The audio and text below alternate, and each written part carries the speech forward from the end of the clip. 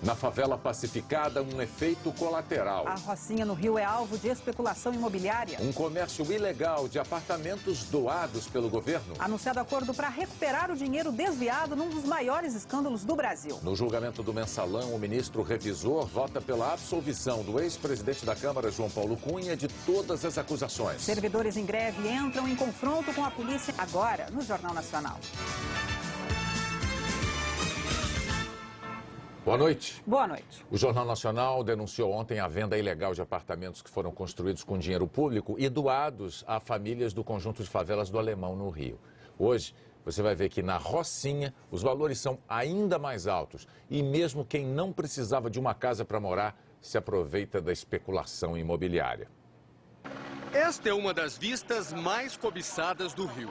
E depois que a favela foi pacificada, com a presença permanente de policiais, o interesse aumentou ainda mais. Aqui dentro da Rocinha, os aluguel estão claros, porque esse metrô chegar vai ficar mais valorizado que tudo. O mercado imobiliário encontrou oportunidades até onde a lei não permite. Cara, aqui é a Barra da Tijuca da Rocinha. Barra da Tijuca é um bairro próximo, de classe média alta. A Barra da Tijuca da Rocinha, segundo o corretor, é na verdade a área onde estão os apartamentos construídos com dinheiro do PAC, o Programa de Aceleração do Crescimento. Dinheiro público. A Rocinha tem 144 imóveis desse tipo, que foram doados às famílias que viviam em áreas de risco ou que tiveram suas casas desapropriadas.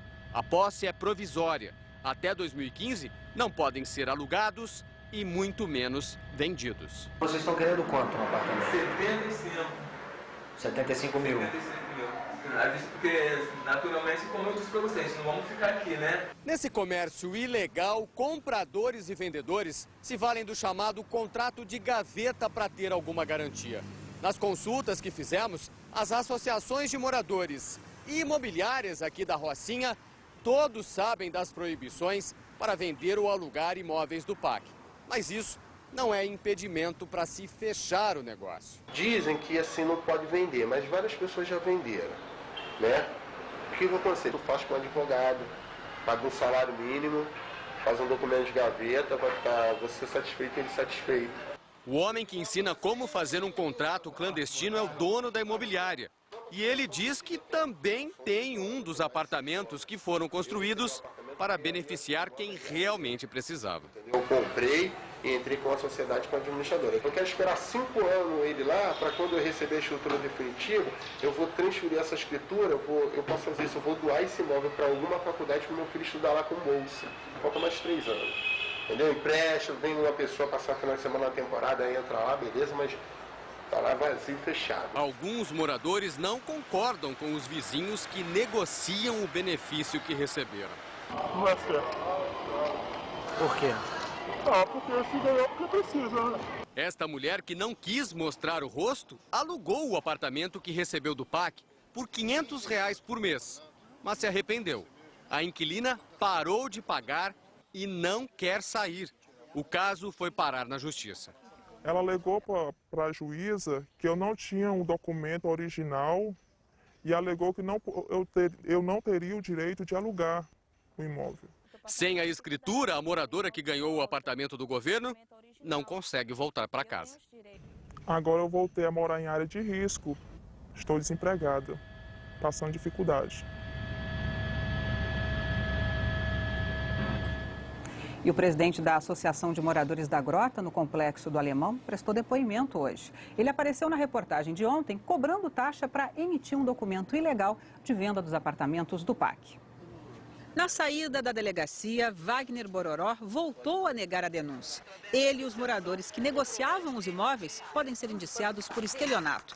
O governador do Rio disse que vai aumentar a fiscalização para que os apartamentos não sejam vendidos. Isso é uma minoria que nós vamos combater, aumentando a fiscalização e punindo essas pessoas com a investigação da polícia. Um acordo entre a Advocacia Geral da União e o Grupo OK, do ex-senador Luiz Estevão, vai devolver aos cofres públicos quase 470 milhões de reais. É uma parte do dinheiro que teria sido desviado num dos maiores escândalos de corrupção do Brasil. O valor milionário, 468 milhões de reais, é o equivalente ao que teria sido desviado durante a construção do prédio do TRT de São Paulo no início dos anos 90 mais juros e correção. O acordo prevê 80 milhões à vista. O resto será pago em 96 parcelas de 4 milhões e 100 mil reais. Para garantir o pagamento, a Advocacia Geral da União vai manter penhorados 1.255 imóveis do Grupo OK, de Luiz Estevão. Eles só serão desbloqueados quando a dívida for quitada. O advogado diz que o Grupo OK não reconhece a dívida nem qualquer responsabilidade no caso, mas assinou o acordo para voltar a atuar sem problemas. Essa dívida corresponde a uma parcela ínfima hoje do patrimônio.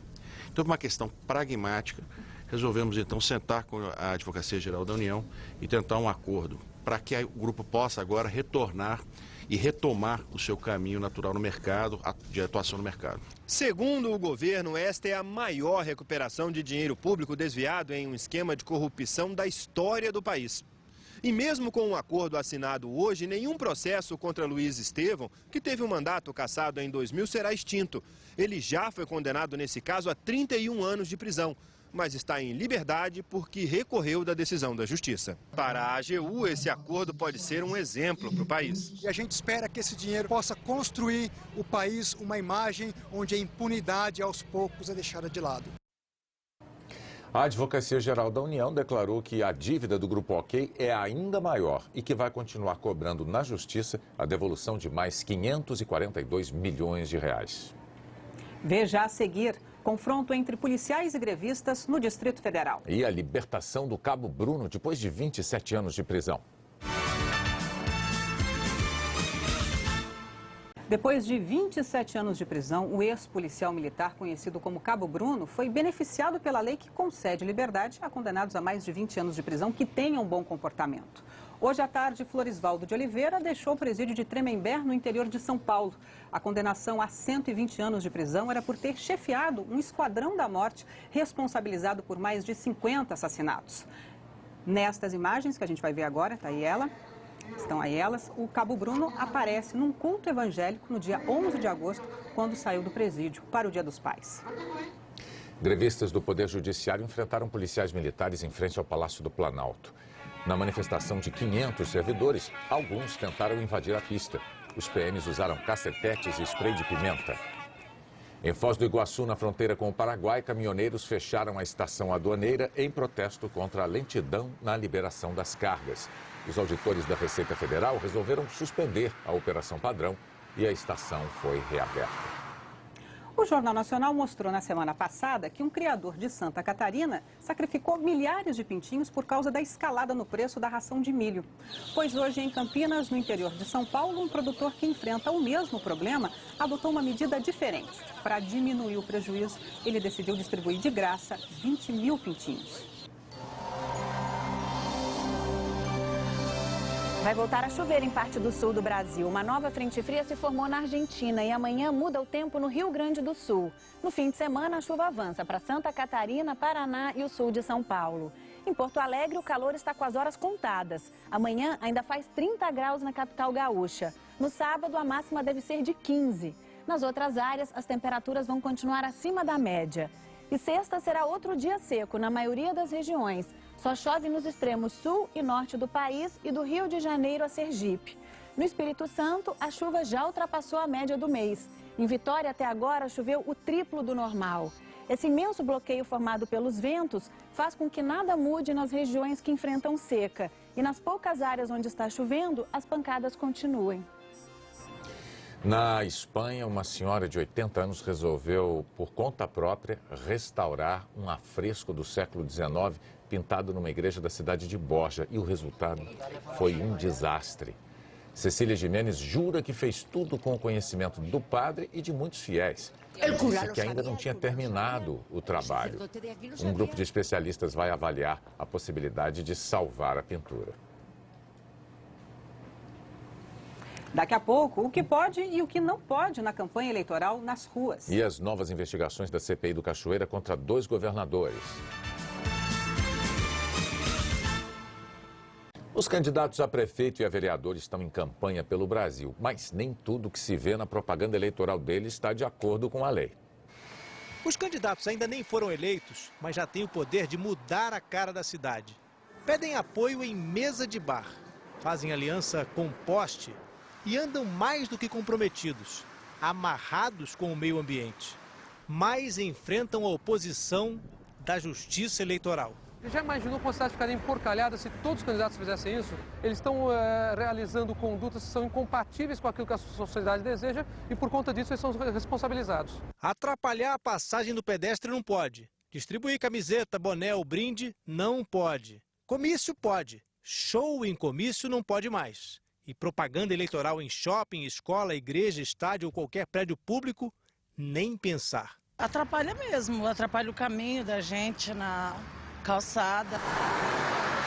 Um outdoor bem no alto do prédio com 2 luminárias para garantir a propaganda noturna deve render voto. Mas para a Justiça Eleitoral, tudo o que isso significa é uma multa de no mínimo R$ 5.320. Será que não vai fazer falta para a campanha? A multa máxima pelo outdoor é de quase R$ 16 mil. Pelos outros tipos de propaganda, a multa máxima é de R$ 8 mil. Eu acho que não merece voto. E o que é que pode, afinal? Distribuir panfletos, cavaletes e bandeiras ao longo de vias públicas, desde que não atrapalhem o caminho, a mais de 200 metros de hospital, escola e outros prédios públicos, alto-falante, pode. Carro com adesivo gigante, se o dono quer, por que não? E propaganda em propriedade privada? Com consentimento e desde que ninguém ganhe nada com isso, também pode. Pedir para colocar, não sei, nem conheço. Não sabe nem qual é o candidato? Não sei, não sei com quem eu vou votar ainda. Mas às 10 da noite, tudo que estiver nas ruas tem que sair. E não adianta tirar os cavaletes à meia-noite como esses militantes aí. A propaganda, aquela que é permitida e não leva multa, só pode reaparecer às 6 da manhã. A CPI do Cachoeira começou a investigar supostas irregularidades envolvendo os nomes de 2 governadores. Extratos bancários enviados à CPI do Cachoeira mostram que em 2008, quando era presidente da Anvisa, o governador do Distrito Federal, Agnello Queiroz, do PT, fez 3 depósitos de R$ 2.500 na conta do policial militar João Dias Ferreira. Segundo parlamentares da oposição, o dinheiro serviria para acalmar o PM, que estaria ameaçando denunciar um esquema de corrupção no Ministério do Esporte em 2006, época em que Agnello era ministro. A hipótese aí de compra de testemunha. Cabe uma representação criminal com base no Código Penal junto ao Ministério Público Federal. O porta-voz do governo do Distrito Federal disse que os depósitos são referentes à compra de um carro usado que não foi concretizada, que os cheques foram devolvidos e que o veículo não chegou a ser transferido para o nome de Agnello. Na CPI do Cachoeira, novas gravações feitas pela Polícia Federal envolvem o nome de outro governador, Marconi Perillo, de Goiás. Segundo a comissão, elas mostram Cláudio Abreu, ex-diretor da construtora Delta no Centro-Oeste, propondo fraudar a licitação de uma obra de reconstrução de rodovias em Goiás. E para isso, ele pede o apoio de Carlinhos Cachoeira. As conversas foram gravadas em agosto de 2011. Cláudio Abreu conta para Cachoeira que pediu para Vladimir Garcês, ex-vereador do PSDB, conseguir com o governador Marconi Perillo, também do PSDB, e com o chefe da Agência Goiana de Transportes e Obras, Jaime Rincon, que a Delta seja escolhida para executar a obra, embora tenha ficado em segundo lugar na licitação. Carlinhos, eu fiquei aqui em segundo lugar, em 3 lotes, só que eu quero o lote 18. O cara deu 30%, eu dei 23%. Se o Vladimir conseguir com o Marconi, com o Jaime, que o cara arranca a proposta dele e eu ganho com a minha proposta, com o meu preço, assinou o contrato, eu dou 50 mil para ele. Fechado. Segundo a CPI, a Delta realmente foi contratada, mesmo tendo ficado em segundo lugar na licitação. Marconi Perillo contesta a informação da CPI. Numa nota, o governador declarou que não houve irregularidade por parte dele ou por parte de Jaime Rincon. Segundo Perillo, o lote 18 não foi executado pela empresa Delta. A construtora afirmou que desconhece a motivação da conversa gravada. O advogado de Cláudio Abreu disse que ainda não foi informado sobre a denúncia pela CPI. E o advogado de Vladimir Garcês preferiu não se pronunciar porque não teve acesso às gravações. Daqui a pouco, o julgamento do Mensalão. O ministro revisor vota pela absolvição do ex-presidente da Câmara, João Paulo Cunha.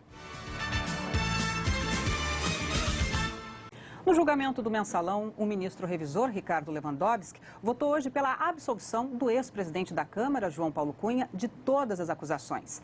E criou a primeira grande divergência com o relator. O ministro revisor Ricardo Lewandowski analisou as acusações contra o ex-presidente da Câmara dos Deputados, João Paulo Cunha, e foi neste ponto que apresentou a primeira grande divergência com o Ministério Público e com o relator, Joaquim Barbosa. Na semana passada, o ministro Joaquim Barbosa afirmou que a quebra de sigilo bancário revelou que o recibo assinado pela esposa de João Paulo Cunha mostrou que a origem dos R$50 mil era a SMPIB de Marcos Valério e não o tesoureiro do PT, Delúbio Soares, como alegou a defesa do réu.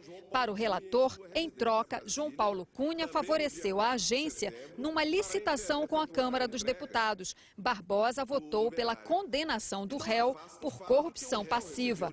Lewandowski afirmou que não há nenhuma prova de que João Paulo Cunha favoreceu a agência de Marcos Valério. O revisor avaliou que as provas apontam para uma licitação limpa e concordou com a tese da defesa de que o ex-deputado recebeu o dinheiro por orientação do então tesoureiro do PT, Delúbio Soares, para pagar pesquisas pré-eleitorais. Por isso, o revisor considerou que João Paulo Cunha não praticou corrupção passiva e votou pela absolvição do réu. Esses 50 mil nada tinham a ver com a licitação, mas tinham uma correspondência, uma referência clara com a pesquisa eleitoral que se pretendia fazer na região de Osasco. Em seguida, Lewandowski analisou as acusações de peculato, ou seja, desvio de bens por funcionário público, no contrato da Câmara com a SMPIB de R$10.600.000, 88% dos serviços foram terceirizados, segundo a auditoria do Tribunal de Contas da União. Baseado em análise do Tribunal de Contas da União e em laudo da Polícia Federal, Lewandowski concluiu que a terceirização é praxe no mercado publicitário e que os serviços foram efetivamente executados. O revisor considerou que não houve desvio de dinheiro e que, portanto, não houve peculato. Parece-me insuperável a categórica afirmação dos peritos da Polícia Federal no sentido de que, abro aspas, os serviços contratados foram prestados, fecho aspas, e mais, abro aspas, que não foram encontrados indícios que pudessem indicar uma terceirização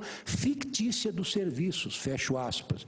Foi mais um voto pela absolvição e mais uma divergência com o relator Joaquim Barbosa, que considerou que houve desvio de recursos públicos nos contratos entre a agência de Valério e a Câmara dos Deputados por meio da terceirização.